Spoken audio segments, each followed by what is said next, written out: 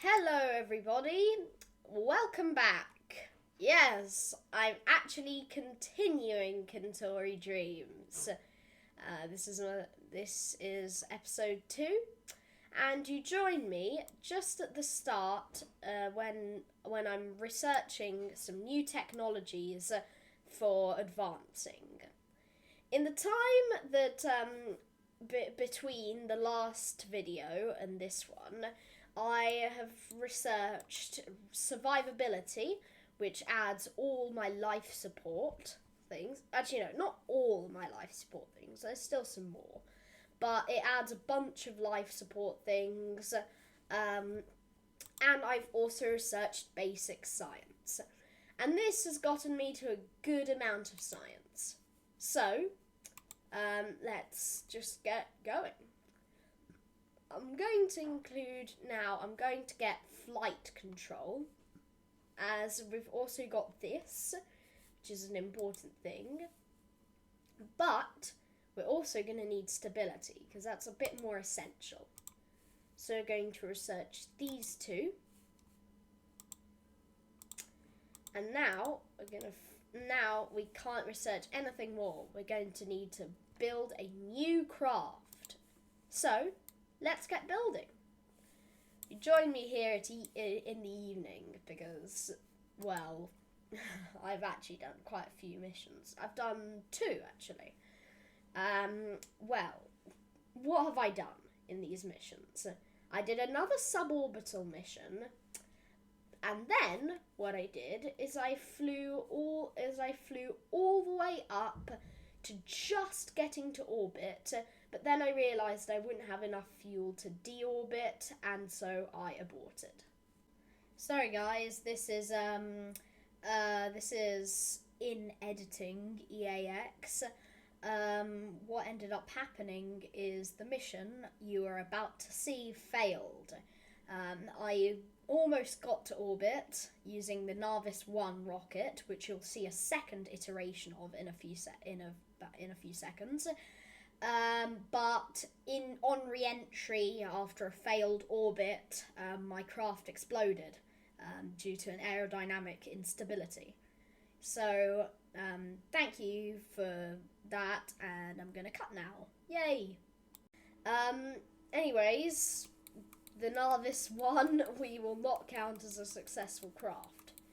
So we're going to make changes, of course. So, what have we learnt? Well, we've learnt that first of all, that we needed a lot more delta V so it'd actually reach orbit. And also, we've learnt that we need to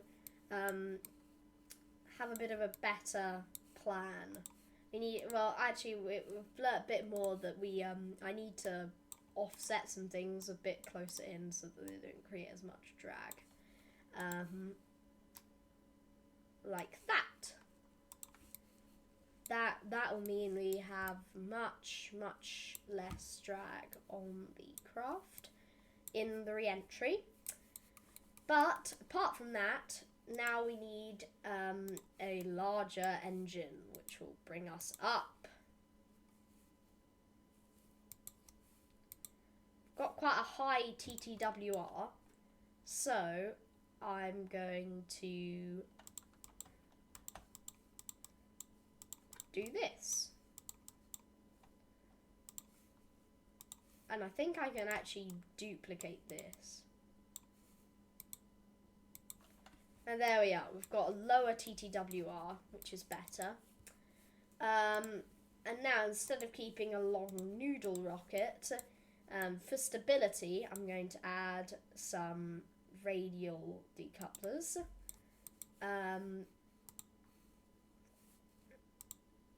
But these are just going to add some thumper solid rocket boosters.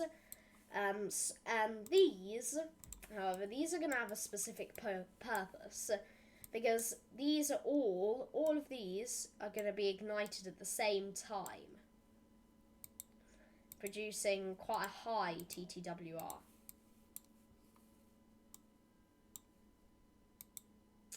for example, 2.89. However, we're going to need to make sure, actually, I'm going to keep a swivel engine. This will mean that we've got a much higher range of movement, because one of the problems we had last mission, if you remember, is our initial gravity turn was extremely steep. So, again, let's launch. Now, this video is going to be quite long, because obviously I'm not going to be able to do the second mission and keep this video within a nice time scale.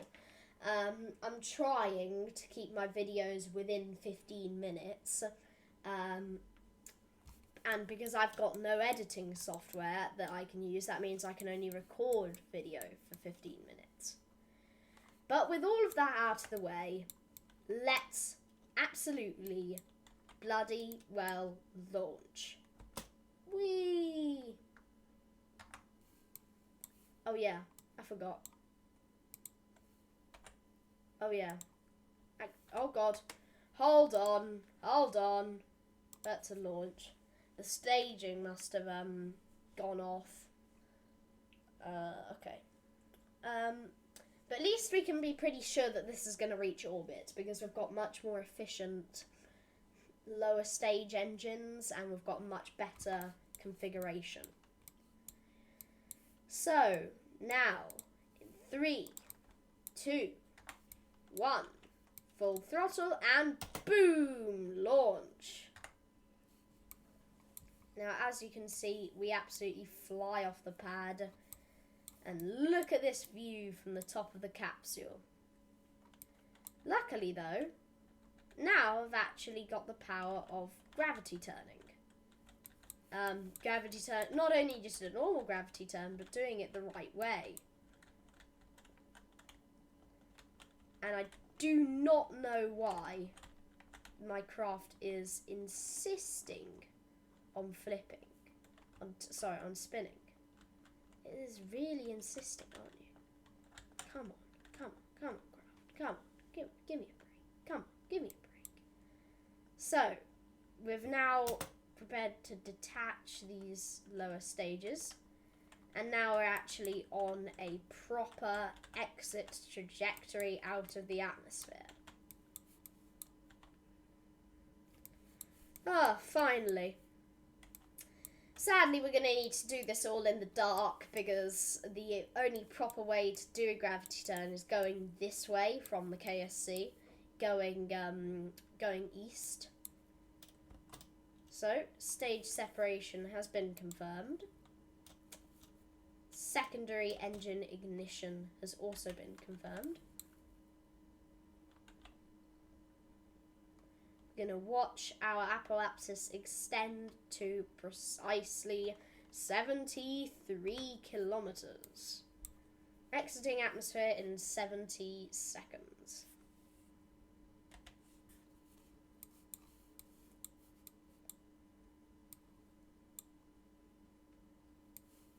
And the stars start to show up in the night sky. How beautiful.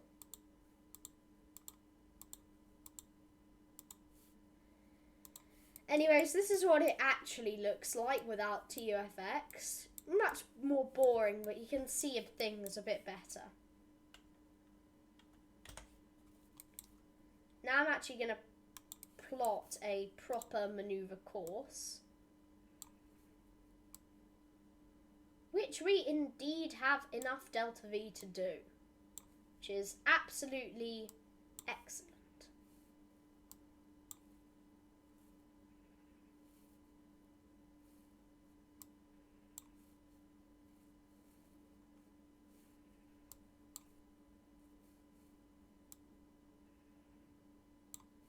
We've plotted our maneuver precisely, so the apoapsis is 76 kilometers and our periapsis is 71, which means at no point we will be in the atmosphere, and we will even have enough delta V to deorbit. Excellent.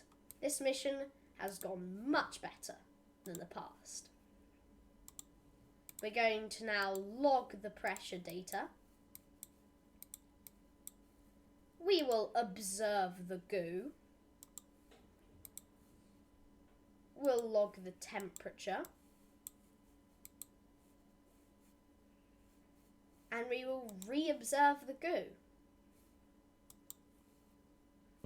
Oh, wait. We needed to start burning. And now we will simply log another pressure data. And as we push our way into orbit.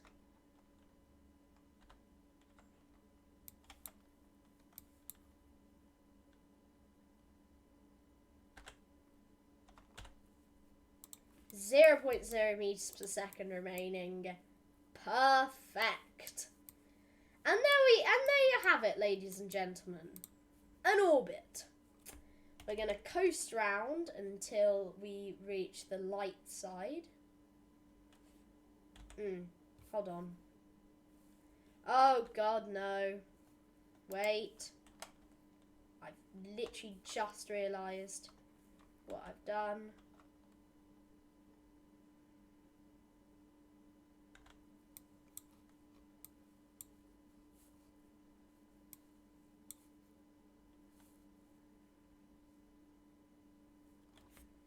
Alright, well, we're going back up.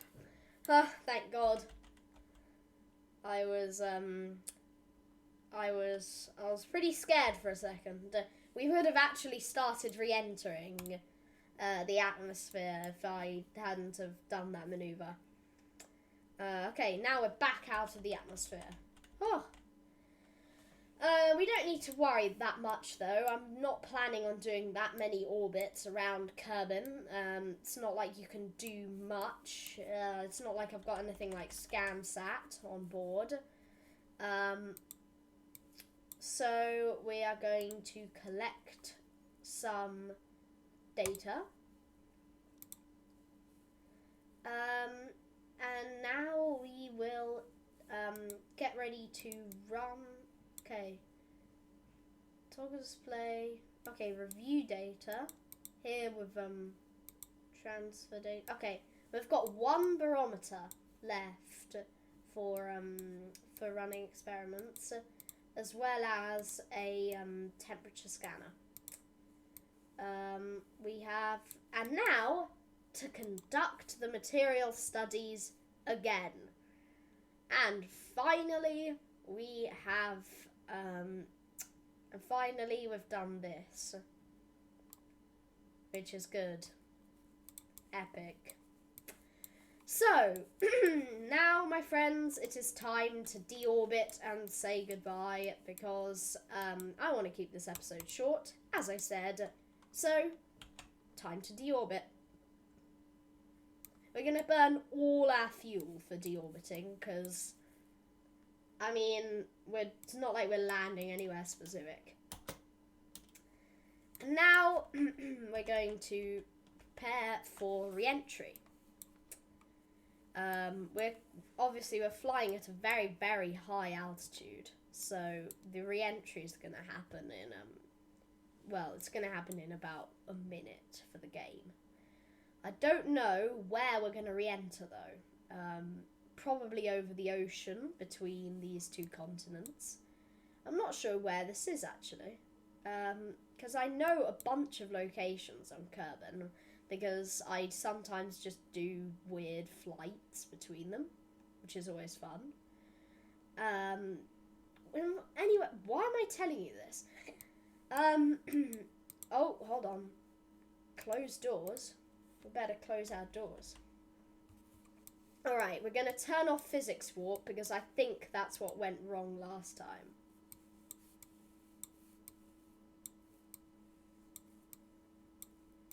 What is heating up exactly?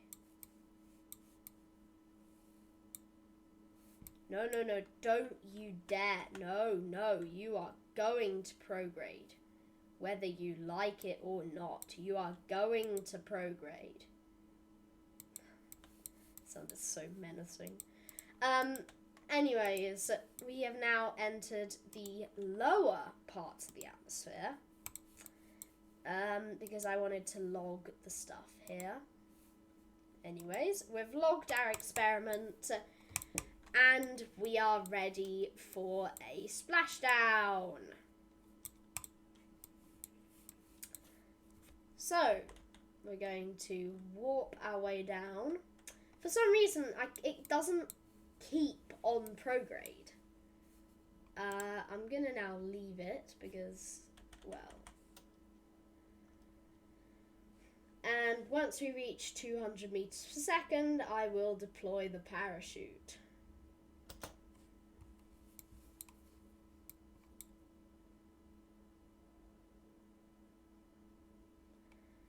Our speed has declined. We have now, and look at that! We have done our first orbital mission, as promised. So, thank you, ladies and gentlemen, for watching this this absolute catastrophe of a video. And I'll see you all in the next one. Goodbye.